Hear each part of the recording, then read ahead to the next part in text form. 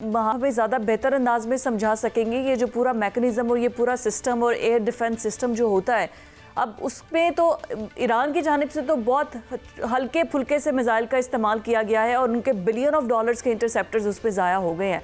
अब वहाँ पर अगर इंटरसेप्टर्स नहीं होते और वह यहाँ उसमें कमी आ गई और एकदम फिर से कोई एक 250-300 ड्रोन्स या मिसाइल कर देता है ईरान इसराइल पर, तो आपके अंदाजे के मुताबिक अगर रिपोर्ट्स ना भी आए तो कितनी तबाही इसराइल में मच सकती है इंटरसेप्टर्स के ना होने से? देखें, एक तो we must appreciate the brilliant strategy of Iran. उन्होंने बहुत स्ट्रेटजी ये इस्तेमाल की है कि उन्होंने पहले अपने लाइट मिसाइल जो मैंने ड्रोन्स को फायर किए हैं उनके ऊपर ये इजराइल ने दबा के अपने पैट्रियट और खास दूसरे मिसाइल से डिफेंस को फायर किए और अपने आप को एग्जॉस्ट करते रहते हैं। Now Iran is going for heavy missiles, hypersonic, supersonic, drone heavy, and now they are setting ducks. अब ये अमेरिका को कह रहे हैं, अमेरिका को खुद प्रॉब्लम हुई है, इधर मिडिल ईस्ट पे शॉर्टेज हुई है, कहाँ से कोरिया से लेकर आ रहे हैं, इंग्लैंड से, यूके से लेकर आ रहे हैं, दे आर इन फिक्स। मेरे ख्याल में ईरान को सिर्फ एक काम करने की जरूरत है, they should not do anything else, just ponder Israel.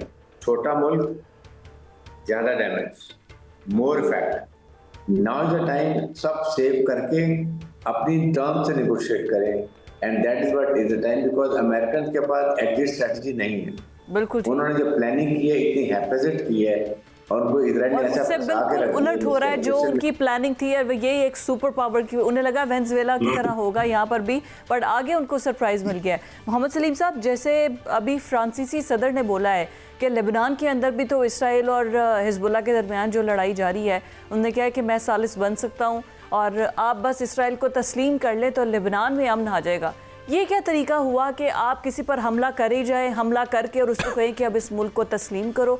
ये तो फिर ईरान के साथ भी यही होगा, सऊदी अरब के साथ भी यही होगा, एट दी एंड पाकिस्तान के साथ भी यही होगा।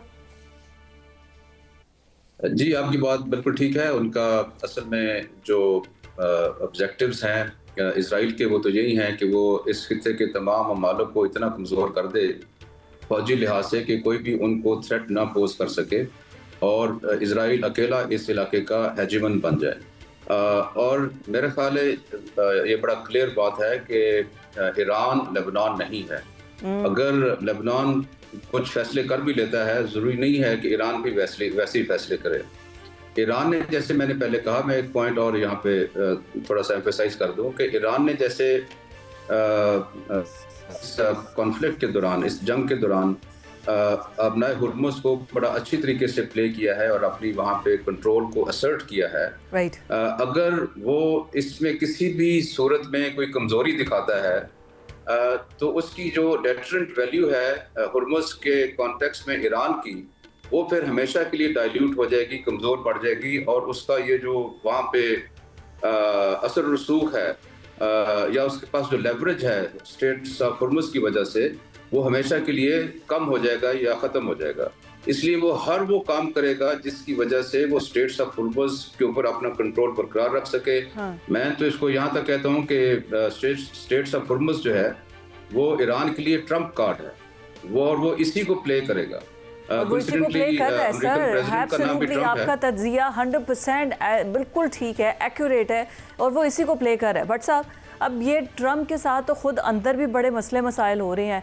89% डेमोक्रेट्स कह रहे हैं वॉर नहीं होनी चाहिए और मकबूलियत में बड़े बुरे तरीके से ट्रम्प की कमी वाक़ हो रही है इस वॉर की वजह से। तो अमेरिका पर भी नज़र रखें, मिड टर्म इलेक्शंस आने वाले हैं, कोई अपडेट्स हैं इस हवाले से? देखिए फ़िज़ा, गुज़श्ता चंद दहाइयों में अमेरिका ने तहरीक के सबसे खौफनाक हथियार जो है उसको इस्तेमाल किए हैं और ईरान इनका सामना कर रहा है। मैं हैरान हूँ कि ईरान किस तरह सामना कर रहा है। आप ज़रा गौर करें, अरबों डॉलर के जो हथियार है, जिनमें ड्रोन है, टारपीडो है, लॉन्ग रेंज मिसाइल से लेकर F-35 तैयारे तक उसने इस्तेमाल कर दिए हैं, लेकिन मामलात अभी तक उसके कंट्रोल में नहीं आए। अगर दूसरी जानिब देखेंगी तो ईरान के ख़िलाफ़ अमरीकी सियासत में भी हलचल शुरू हो चुकी है। ट्रंप की जो पार्टी है रिपब्लिकन, उसमें दरारें पड़ना शुरू हो गई हैं और मेरी इंफॉर्मेशन के मुताबिक पार्टी के अंदर नज़रियाती तकसीम हो गई है और आइंदा इंतखाबात में इस पर बहुत ज़्यादा असर पड़ेगा। लेकिन मैं आपकी इजाज़त से ब्रिगेडियर साहब आपसे ये जानना चाहता हूँ कि रशिया ने अपना कार्गो त्यारा 13 टन से ज़्यादा तिब्बी इमदाद लेकर आज़रबाईजान भिजवा दिया, जहाँ से इमदादी सामान ट्रकों पर सरहद के रास्ते ईरान जाएगा। अच्छा, स्विट्ज़रलैंड ने कह दिया अमेरिका की 2 फौजी परवाज़ें वहाँ से इस्तेमाल का हदूद भी मैं इजाज़त नहीं देता। इस तरह लंबी मुल्कों की मैं तफसील बयान करने की बजाय आपसे डायरेक्ट पूछ रहा हूँ, ये अमेरिका ईरान जंग में जो सारे इत्तेहादी थे, वो नेटो शेटो, वो जनाब यूरोपियन इत्तेहाद, वो सारे भज गए ने। कहानी क्या है कि अब अमेरिका और इसराइल 2 ही मुल्क हैं जो ईरान के साथ लड़ रहे हैं? ज़रा एलैबोरेट करेंगे ब्रिगेडियर साहब? साहब, बात यह है कि अमेरिका ने सबको नाराज कर दिया था। आपके सामने ग्रीनलैंड की बात करें, आइसलैंड की बात करें, हर जगह पर इसने विदाउट सोचे हुए कनाडा की बात करें, देयर ऑल नाराज विद देम। यूरोप वाला पूरा नाराज है ग्रीनलैंड के ऊपर, उसके बाद कनाडा नाराज है कि मैं कनाडा 52nd स्टेट बना दें। तो देर से कि Trump is unpredictable, unreliable and he has no vision. इसीलिए हम इजरायली जो हैं इसको इलेक्शन जिता के लाए थे, बिकॉज कोई अमेरिकन प्रेसिडेंट ने किसी ने भी ईरान के सामने नहीं किए। He is the only one जो ये कर रहा है, क्योंकि ना इसकी विजन न पोलिटिकल इसकी एक्यूमेन है, और इससे सोचे समझे बगैर जाके मिचकल पर जाके अटैक कर दिया, पहले भी जून में और अभी फिर कर दिया, और ना ही स्टेप इलेक्शन भी आ गए हैं। इसलिए मैं ये बात कर रहा हूँ कि वो सब नाराज हैं इससे, इसलिए वो ब्रिटेन ने साफ नहीं कह दी थी हम आपको बेस दे देंगे, but we not assist you, we not give any fight with you, और हम नहीं करेंगे आपके साथ। यही बाकी ममालिक करे, कोई भी खुश नहीं है, because he is playing double game, हर एक के साथ खेलता है, और मैं ही द ओनली सुपर पावर, किसी की बात नहीं सुनता। मोहम्मद सलीम साहब, जैसे अभी फ्रांसीसी सदर ने बोला है कि लेबनान के अंदर भी तो इसराइल और हिजबुल्लाह के दरमियान जो लड़ाई जारी है, उन्होंने कहा है कि मैं सालिस बन सकता हूँ और आप बस इसराइल को तस्लीम कर ले तो लेबनान में अमन आ जाएगा। ये क्या तरीका हुआ कि आप किसी पर हमला करे जाए, हमला करके और उसको कहें कि अब इस मुल्क को तस्लीम करो? ये तो फिर ईरान के साथ भी यही होगा, सऊदी अरब के साथ भी यही होगा, एट दी एंड पाकिस्तान के साथ भी यही होगा। जी, आपकी बात बिल्कुल ठीक है। उनका असल में जो ऑब्जेक्टिव्स हैं इसराइल के, वो तो यही हैं कि वो इस खित्ते के तमाम ममालिक को इतना कमज़ोर कर दे फौजी लिहाज से कि कोई भी उनको थ्रेट ना पोज कर सके, और इसराइल अकेला इस इलाके का हेजिमन बन जाए। और मेरा ख्याल है ये बड़ा क्लियर बात है कि ईरान लेबनान नहीं है। अगर लेबनान कुछ फैसले कर भी लेता है, ज़रूरी नहीं है कि ईरान भी वैसे ही फैसले करे।